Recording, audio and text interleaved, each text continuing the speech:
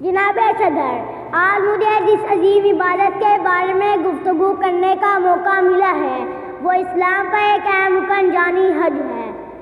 حج صرف ایک عبادت ہی نہیں بلکہ مسلمانوں کے اتحاد، قربانی، صبر اور اللہ تعالیٰ کی محبت کا عظیم مظہر ہے۔ اسلام کے 5 بنیادی ارکان ہیں: کلمہ، نماز، روزہ، زکوٰۃ اور حج۔ حج اس مسلمان مرد اور عورت پر فرض ہے جو مالی اور جسمانی طاقت رکھتا ہو۔ اللہ تعالیٰ قرآن کریم میں فرماتا ہے، اور لوگوں پر اللہ کا یہ حق ہے کہ جو اس گھر تک پہنچنے کی استطاعت رکھتا ہو وہ اس کا حج کرے۔ محترم حاضرین، حج کا لفظ سنتے ہی ہمارے دلوں میں خانہ کعبہ کی محبت جاگ اٹھتی ہے۔ دنیا بھر سے لاکھوں مسلمان سفید احرام باندھ کر ایک ہی جگہ جمع ہوتے ہیں۔ نہ کوئی امیر رہتا ہے، نہ غریب، نہ کوئی بادشاہ اور نہ کوئی مزدور، سب ایک صف میں کھڑے ہو کر اللہ تعالیٰ کے حضور عاجزی اور بندگی کا اظہار کرتے ہیں۔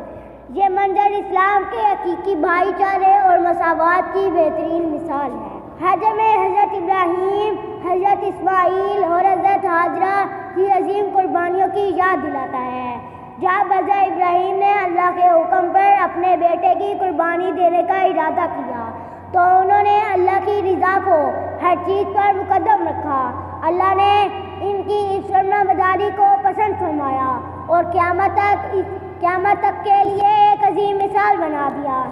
اسی طرح صفا اور مروہ کی سعی ہمیں حضرت ہاجرہ کی جدوجہد یاد دلاتی ہے، جنہوں نے اپنے ننھے بچے حضرت اسماعیل کے لیے پانی کی تلاش میں دوڑ لگائی۔ اللہ تعالیٰ نے ان کی کوشش کو اتنا پسند فرمایا کہ اسے حج کا لازمی حصہ بنا دیا۔ عزیز دوستو، حج انسان کو صبر، برداشت، عاجزی اور تقویٰ سکھاتا ہے۔ حاجی دوران ہر قسم کے گناہوں اور برائیوں سے بچنے کی کوشش کرتا ہے۔ اگر کوئی شخص اخلاص کے ساتھ حج ادا کرے تو وہ گناہوں سے اس طرح پاک ہو جاتا ہے جیسے آج ہی پیدا ہوا ہو۔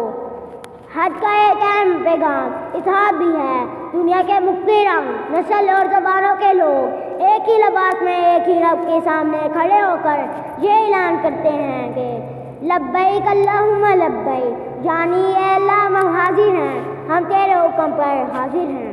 یہ الفاظ انسان کے دل میں اللہ تعالیٰ کی محبت اور بندگی کا جذبہ پیدا کرتے ہیں۔